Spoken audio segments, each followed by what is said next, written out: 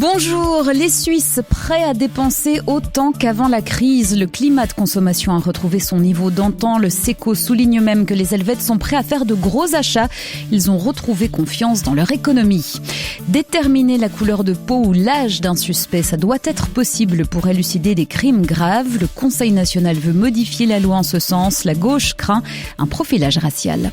2 procès dans ce 12-30 également. Celui de Lionel Girardin, un Vevey, l'ex-municipal socialiste écope d'1 an de prison avec sursis pour avoir privilégié sa propre société. Et puis le procès à venir de 32 activistes du climat qui avaient occupé un centre commercial fribourgeois. Aucun expert climatique ne sera cité à la barre. La défense s'en plaint.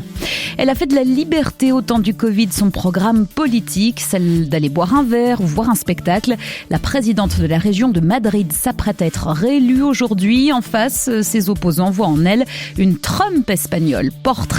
C'est un livre que l'on brûle une fois rempli. Burn After Writing cartonne auprès des jeunes et pourtant ce journal intime réinvente l'eau chaude. On décortique les raisons du succès. Question, les véganes, ils vous agacent, vous les comprenez, vous êtes des leurs. L'Alimentarium de Vevey vous demandera de trancher avant de visiter sa nouvelle exposition consacrée à ce régime alimentaire devenu mouvement culturel. L'une de ses commissaires à notre invité. Météo, la pluie arrive en force sur le Jura vaudois et les Préalpes, maximum 19 degrés. Bienvenue. Les Suisses seraient donc d'humeur à dépenser. Les consommateurs ont le moral. En tout cas, la confiance des ménages suisses a même retrouvé son niveau d'avant-crise. C'est ce qui ressort d'un sondage effectué le mois dernier par le secrétariat d'État à l'économie, le SECO. Dominique Chauffat, les Suisses ne seraient pas seulement enclins à faire des achats, ils se montrent aussi optimistes face à l'évolution de l'économie dans son ensemble. En effet, les consommateurs s'attendent à une forte reprise économique globale ces 12 prochains mois, après une période ô combien morose. Et d'autres indicateurs sont également à la hausse, en particulier la confiance qu'ils éprouvent dans leur propre situation financière, comme l'explique Ronald Indergrand, chef du secteur conjoncture au SECO. Cela signifie que les ménages supposent que leur situation financière, c'est-à-dire les moyens dont ils disposent pour subvenir à leurs besoins, que leur situation va rester stable ou s'améliorer. Mais il faut aussi dire que pour l'instant, il ne s'agit que d'une légère amélioration. Nous avons constaté une très forte amélioration l'année dernière au cours de l'été, après la levée du confinement, et maintenant cela montre simplement que la situation continue d'être stable et continue de s'améliorer légèrement. De quoi redonner des envies pour des acquisitions plus importantes. Comme une voiture par exemple ? Oui, le marché de l'automobile est en tout cas en forte augmentation de 135% en avril par rapport à l'année dernière, même si les nouvelles immatriculations restent inférieures à la moyenne. Pierre Danielsen est vice-président de l'Union suisse des professionnels de l'automobile. Les gens achètent plus d'automobiles quand elles sont chères. Cela s'explique par la différence de revenus disponibles. Quand on est en RHT avec un faible revenu, on ne pense pas à s'acheter une automobile, tandis que lorsqu'on est relativement peu impacté ou seulement sur ses loisirs, eh bien, l'achat d'une automobile, c'est quelque chose qui distrait de la morosité du Covid. Mais il reste 2 bémols, la sécurité de l'emploi qui demeure un motif d'inquiétude et puis le pouvoir d'achat qui incite les ménages à la prudence. On va peut-être relire La Cigale et la Fourmi. Merci Dominique. L'actualité politique en Suisse concerne les traces ADN retrouvées sur les scènes de crime. Les enquêteurs devraient pouvoir mieux les utiliser. Le Conseil national est entré en matière ce matin sur la loi qui veut autoriser le phénotypage, autrement dit la possibilité de déterminer la couleur des yeux, des cheveux ou l'origine d'un suspect à partir de son ADN. Mais pour la gauche du Parlement, ce procédé pourrait nuire à nos droits fondamentaux, Marielle Savoie. Des risques pour la protection des données et des risques de discrimination raciale. C'est avec ces arguments que les Verts ont tenté d'empêcher l'entrée en matière, sans succès. Selon eux, le phénotypage n'est pourtant pas un procédé fiable. Fabien Fiva, conseiller national écologiste neuchâtelois. Et attention à la précision. Les caractères génétiques sont souvent mélangés. Il existe bien des yeux verts, bruns ou bleus, mais le plus souvent, nos yeux sont un mélange issu de nos origines. L'analyse phénotypique ne donne que des probabilités. 80% de bleu, 70% de cheveux noirs. Les profils ADN, en ce sens, ne sont pas plus précis ou plus objectifs que les portraits robots. En fait, la gauche a peur que des crimes ne soient attribués par erreur à des personnes d'une certaine origine, renforçant les préjugés racistes. Mais pour les partisans du phénotypage, il n'y a pas particulièrement de crainte à avoir. François Pointet, conseiller national Vert libéral vaudois. Le phénotypage reste une histoire de probabilité au demeurant assez élevée, elle doit servir d'indication. L'enquêteur se devra d'en tenir compte dans ses recherches et le juge devra le considérer dans son jugement. Mais notons que nous sommes déjà dans ce cas lors du bon vieux portrait robot ou du témoignage d'un passant qui, avec le temps, perd de son exactitude. Les débats se poursuivent à Berne. Ce qui est sûr, c'est que le phénotypage s'appliquerait aux auteurs de crimes passibles de peine de prison de plus de 3 ans. Le Conseil national a refusé de le limiter à certains crimes très graves comme le viol ou le meurtre. Merci Marielle Savoie, en direct de Berne. Le verdict est tombé ce matin à Vevey dans l'affaire Girardin. L'ancien municipal socialiste est condamné à 1 an de prison avec sursis et 40 jours amende pour gestion déloyale des intérêts publics. Une peine un peu moins sévère que celle requise par le procureur. Valérie Auert, vous avez suivi ce jugement. Pour la justice, la culpabilité de Lionel Girardin est relativement lourde. Oui, il a bien fait preuve de gestion déloyale des intérêts publics quand il présidait la fondation Apollo, active dans le logement social et largement subventionnée par des fonds publics, et que parallèlement, il avantageait sa propre société au détriment d'Apollo. Il est manifeste que Lionel Girardin avait un dessein d'enrichissement illégitime, a conclu le tribunal, quand il donnait des mandats RH à sa société pour le compte d'Apollo, pour un tarif augmenté, sans appel d'offres et sans que le conseil de fondation soit clairement informé. Mais aussi quand il développait des activités de coworking dans les locaux d'Apollo, activités là aussi gérées par sa propre société, faisant perdre de l'argent à la fondation. Valérie, comment a réagi Lionel Girardin à l'énoncé du jugement ? Il est resté impassible, puis est parti tout de suite sans faire de commentaires à la presse avec son avocat qui était à ses côtés et qui avait plaidé l'acquittement de son client. Au cours du procès, Lionel Girardin a montré très peu de remords et une prise de conscience relativement nulle. Ce sont les mots de la présidente du tribunal, raison pour laquelle elle a estimé qu'une peine privative de liberté d'1 an était nécessaire. Les parties ont maintenant 10 jours pour faire appel. Valérie Auert en direct du tribunal de Vevey. Autre procès, celui qui s'ouvrira à la fin du mois devant le tribunal pénal de la Sarine, celui de 32 activistes du climat et membres d'Extinction Rebellion qui ont bloqué un centre commercial à Fribourg lors du Black Friday. Aucun expert scientifique ne sera appelé à témoigner, contrairement à ce qui s'était passé dans les cantons de Vaud et de Genève, ce qui fâche les avocats des prévenus, car selon eux, Maurice Doukas, quand un tribunal écoute les scientifiques, il acquitte. C'est ce qu'ils ont expliqué ce matin à Fribourg. Oui, faire l'impasse sur les experts, c'est prendre le risque de rendre un jugement biaisé. C'est ce qu'a indiqué tout à l'heure Irène Wettstein, qui fait partie du pool des avocats et des avocates qui défendent les prévenus. Elle a également rappelé que lors du procès des joueurs de tennis au Crédit Suisse, une climatologue avait tout d'abord été refusée. Finalement, sa déposition avait emporté la conviction du tribunal en faveur des activistes. Ces propos ont encore été renforcés ce matin avec l'intervention d'un ancien collaborateur de l'Organisation mondiale de la santé. Pascal Diethelm a fait un parallèle avec ce qui se passe dans l'industrie du tabac. Pour lui, ce secteur d'activité a mis au point des méthodes de désinformation qui ont inspiré les pétroliers et les constructeurs. Pour Pascal Diethelm, il est donc primordial que les juges s'appuient sur des experts dont les témoignages pourront atténuer ou annuler les effets de la désinformation. Alors c'est évidemment un plaidoyer en faveur de l'intervention d'experts. Y a-t-il une chance qu'il soit finalement entendu pendant ce procès ? Eh bien, le suspense est entier. L'ancien bâtonnier du canton de Fribourg, Christian Delaloy, a expliqué tout à l'heure qu'il était confiant sur le fait que ses arguments seront entendus par le président et qu'il autorisera finalement les divers experts. Et si ça n'est pas le cas, la défense envisage même certaines astuces, comme l'enregistrement de témoignages de scientifiques qui pourraient être diffusés lors des plaidoiries. Maurice Doukas à Fribourg, merci. En bref, le département fédéral des affaires étrangères confirme le décès tragique d'une employée de l'ambassade suisse à Téhéran aujourd'hui. Selon l'agence Reuters, il s'agit d'une collaboratrice de haut rang de nationalité suisse qui serait tombée de la fenêtre de l'immeuble où elle habitait. La police a ouvert une enquête. Aucune hypothèse n'est exclue, y compris un homicide, un suicide ou un accident. Un accident qui en rappelle un autre, un pont qui se brise en deux, des passagers qui tombent dans le vide. À Mexico, une passerelle aérienne du métro qui surplombait une route s'est brisée cette nuit au passage d'une rame. 23 personnes au moins sont mortes, une 70 ont été blessées. C'est un bilan provisoire. Les précisions de Diego Colmar dans la capitale mexicaine. Nuit d'horreur ce lundi soir dans la capitale mexicaine. À 22h24 exactement, un pont du métro de Mexico a cédé au passage d'une rame. Les morts se comptent par dizaines et les blessés aussi. Des voyageurs présents dans la rame, mais aussi des automobilistes pris au piège sous le béton qui s'est effondré sur une avenue. On écoute un survivant juste après l'accident. On a entendu un bruit très fort. Le train est tombé. On entendait des débris, des pierres sont tombées. Beaucoup de gens sont tombés. Il y a beaucoup de blessés. Alors, il ne s'agissait pas d'un pont vétuste. La ligne 12 du métro de Mexico avait été construite en 2012. C'était la dernière des lignes du réseau.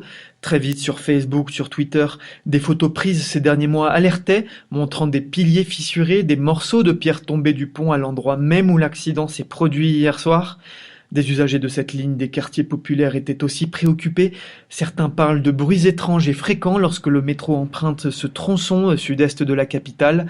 Cette nuit, les secours étaient toujours aux abords des débris du pont et de la carcasse de la rame pour secourir d'éventuelles victimes sous les décombres.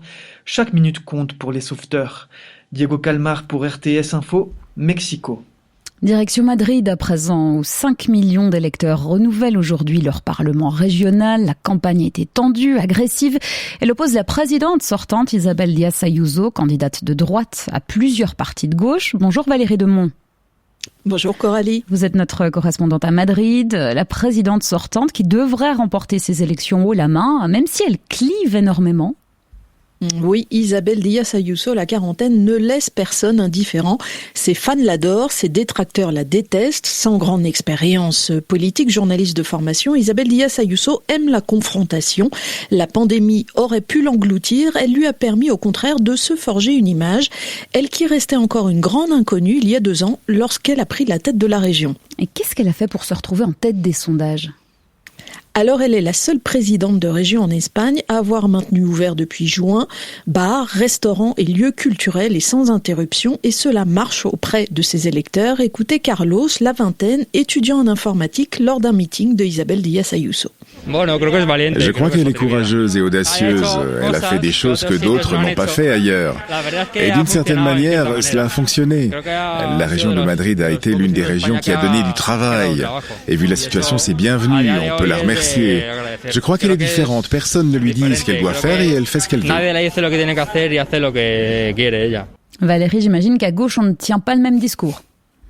Effectivement, on la juge opportuniste, irresponsable. La gauche critique entre autres l'investissement insuffisant dans le système de santé. Paz, la trentaine, se trouvait il y a quelques jours à un meeting d'un des partis de gauche, Más Madrid. Je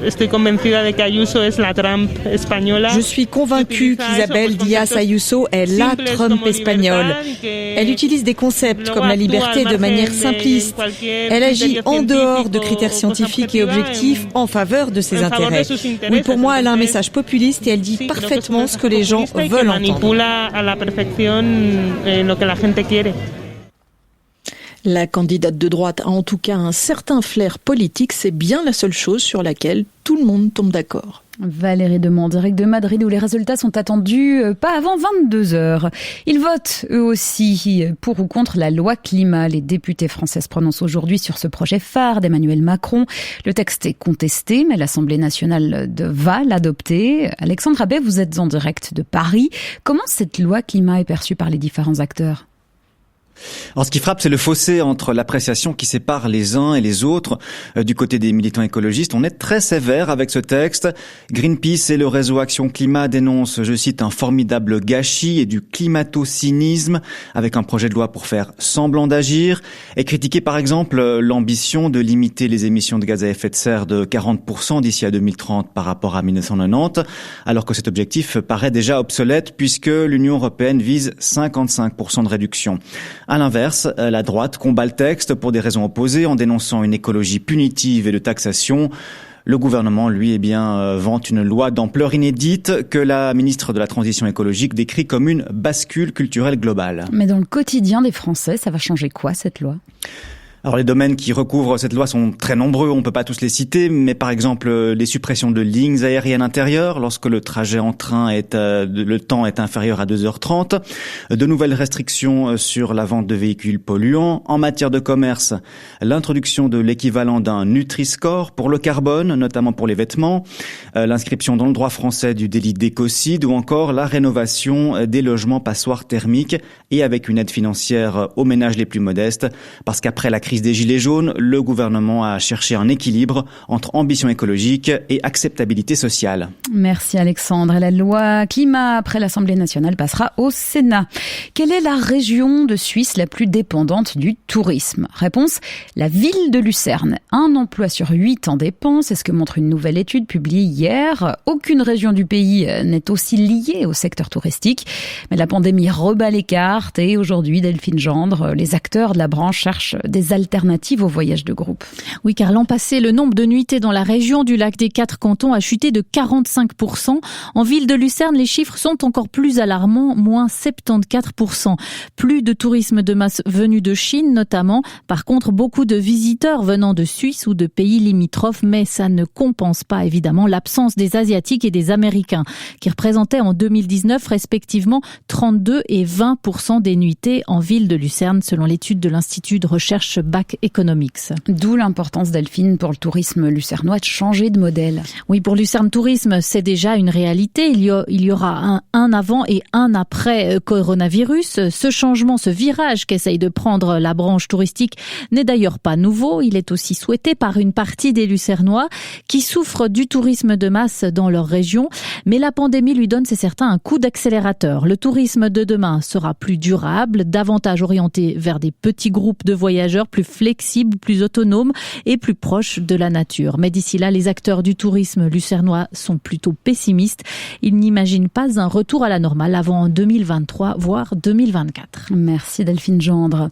Vous l'ignorez peut-être, mais la Suisse brille en ce moment au championnat du monde de curling au Canada. La formation de la skip Silvana Tirinzoni réalise un sans faute, a remporté ses 6 premiers matchs du tour préliminaire, Caroline Raymond. Oui, le dernier succès en date, c'était il y a quelques heures contre la Chine dans la bulle de Calgary. C'est la première fois dans l'histoire des mondiaux dames, créés en 1979, qu'une formation helvétique remporte ses 6 premières parties. La formation du CCRO qui défend son titre mondial est en forme. Elle l'a aussi démontré en réussissant un end parfait. C'était contre le Danemark hier, en plaçant 8 pierres dans la maison. Elle profite du fait d'avoir pu s'entraîner correctement en Suisse pour ce tournoi, ce qui n'est pas le cas de toutes les nations. Patrick Lurcher, champion olympique à Nagano, pointe des pourcentages de réussite plutôt faible à ce niveau de compétition. Avec l'enchaînement des matchs, le niveau de jeu va augmenter selon lui, mais Silvana Tirinzoni, Alina Petz, Mélanie Barbeza et Esther Neuenschwander restent les favorites dans la course aux médailles et au ticket olympique réservé aux 6 meilleures nations du tournoi. À mi-parcours, les Suissais sont en tête du classement du round robin à égalité avec la Russie qui, elle, est aussi invaincue. Merci Caroline. Un mot de football encore avec l'Euro qui débute le 11 juin prochain. Chaque équipe pourra y emmener une sélection de 26 joueurs, soit 3 de plus qu'auparavant. Décision de l'UEFA pour faire face au risque de contamination au Covid et aux éventuelles quarantaines. C'est un livre qui cartonne, un journal intime où le lecteur répond à une série de questions. Quel est votre plus grand secret? À quand remonte votre première fois? Son titre, Burn After Writing, a brûlé après avoir rempli. Rien de très particulier jusqu'ici, surtout que ce livre est sorti il y a 7 ans déjà. Mais les réseaux sociaux sont passés par là, des influenceuses francophones l'ont remis au goût du jour, si bien que les ventes ont décollé. Burn After Writing est en rupture de stock sur Amazon France. Sylvie Lamblay, comment on explique ce phénomène? Alors, premier constat, le livre marche fort en ligne et chez les grands libraires, alors que les petits indépendants que j'ai contactés, eux, n'ont eu quasi aucune demande. Et puis, son public est majoritairement jeune. Gaetano De Benedetto, libraire chez Payot. Le public cible est entre 15 et 20 ans plutôt.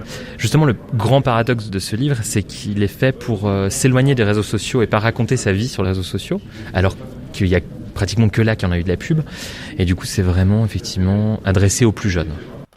C'est intéressant, ça veut dire que ce journal intime répond à un besoin. Oui, et pour le savoir, j'ai posé la question à une psychiatre spécialiste des adolescents et jeunes adultes, Aurora Venturini. Je pense que ça répond à un besoin de trouver un dialogue intime avec soi, d'être en contact avec ses propres paradoxes, avec ses propres défauts et limites. C'est quelque chose d'extrêmement difficile. La consigne de brûler tout ça à la fin, c'est quelque part une manière de garder cette intimité protégée, mais qui permet aussi quelque part de se pardonner et de faire avec.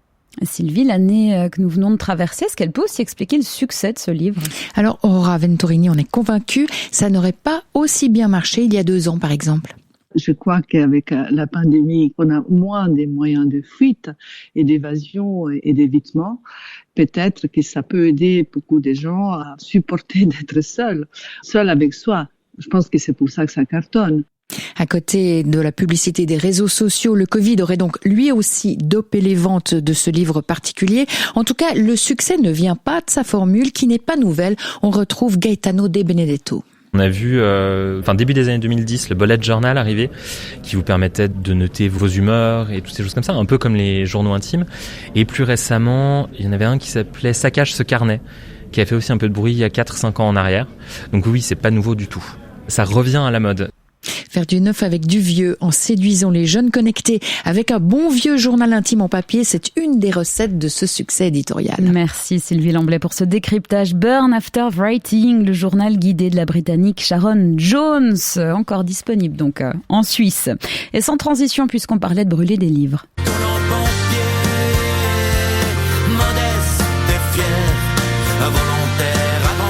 Ça, c'est le nouvel hymne des sapeurs-pompiers suisses dévoilé aujourd'hui à l'occasion de la Journée internationale des sapeurs-pompiers. Une chanson intitulée Jedi Feuerwehr, chaque pompier, que l'on doit au musicien bernois Enna Müller. Un titre qui comprend, vous l'avez entendu, des passages dans les 4 langues nationales, un moyen de rendre hommage à tous les pompiers du pays. Le 12-30, Coralie Claude.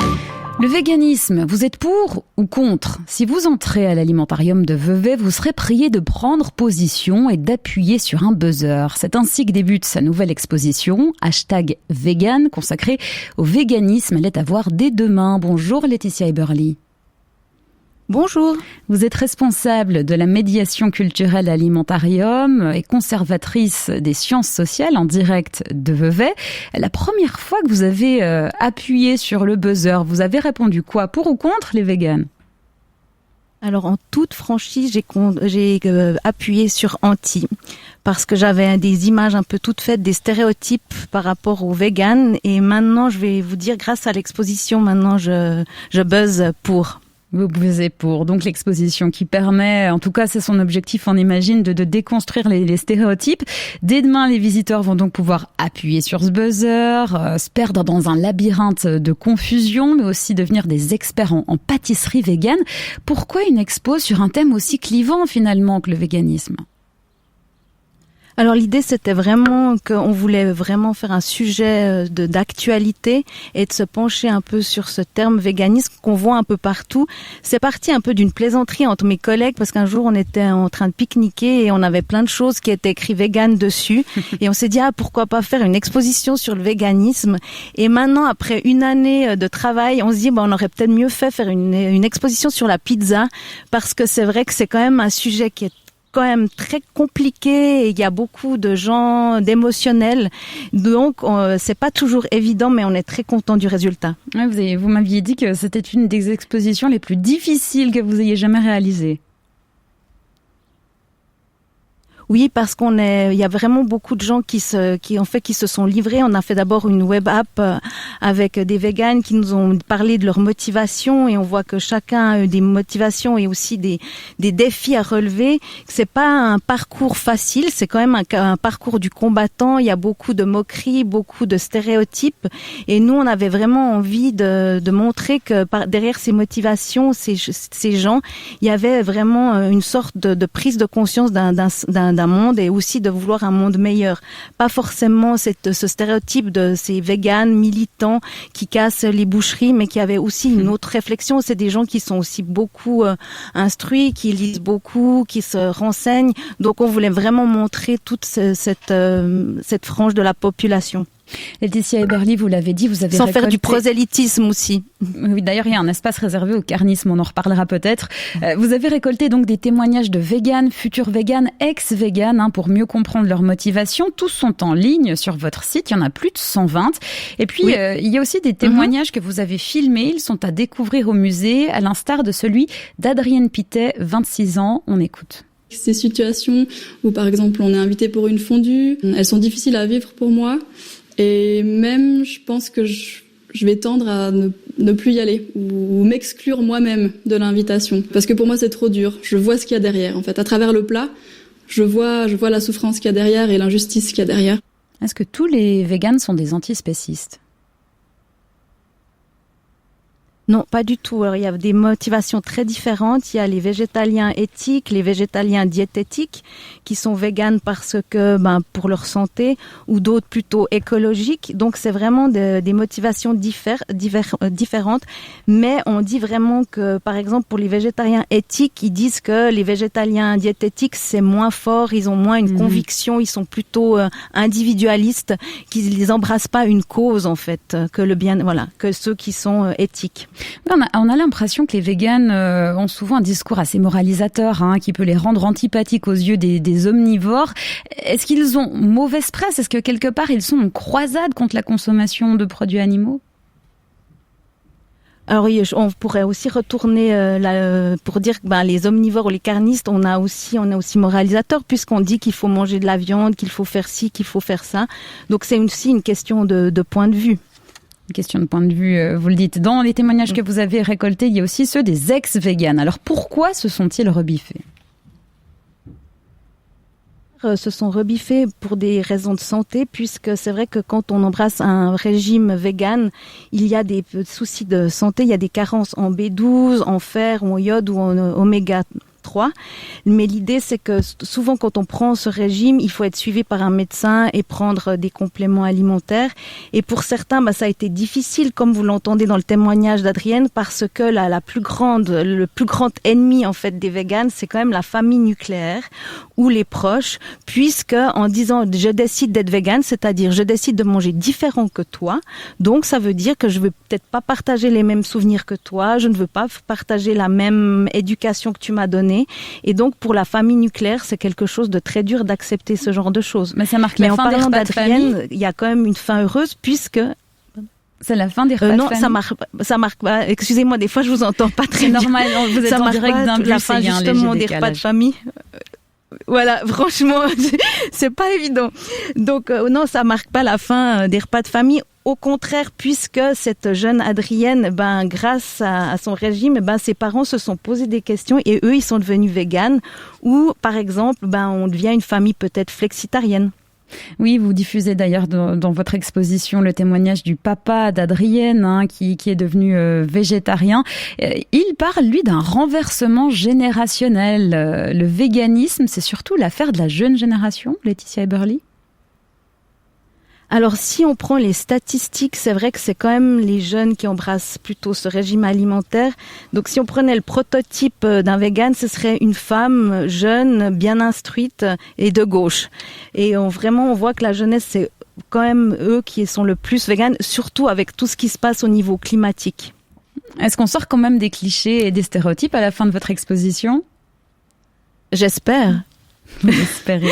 Oui, non, on espère. Dernière question, Laetitia Eberly. Est-ce que vous avez peur d'être la cible d'attaques de militants spécistes ou antispécistes ? Non, justement, on n'a pas peur parce qu'on a justement envie qu'ils soient là, qu'on puisse vraiment dialoguer. Et l'idée, c'est qu'on voulait montrer une fois qu'à l'alimentarium, on peut être là pour un débat social.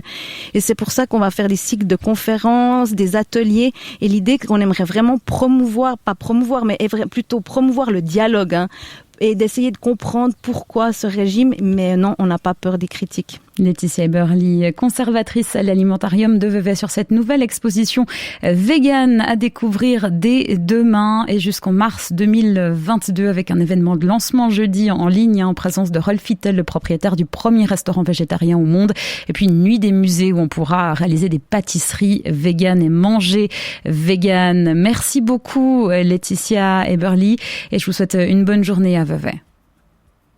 Merci beaucoup, au revoir, bonne journée. Merci. Et sans plus tarder, on va passer à la météo.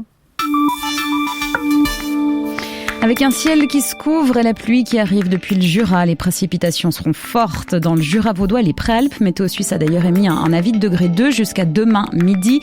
La pluie gagnera le reste de la Suisse romande dans le courant de l'après-midi. Seul le Valais restera au sec jusqu'à ce soir. Le vent souffle sur le plateau, tempétueusement au nord des Alpes. Maximum 16 à 19 degrés. Demain, beaucoup de nuages en matinée et de la pluie. La neige redescendra vers 1200 mètres. L'après-midi, passage à un temps généralement sec avec des éclaircies. La météo avec DESA Autoglace, le spécialiste suisse des vitres pour véhicules. desa-autoglace.ch. C'est la fin de ce 12-30. Merci à toutes celles et ceux qui m'ont aidé à le préparer. Demain, vous retrouvez Nadine Altiner. Très bel après-midi sur La Première, il est 13h.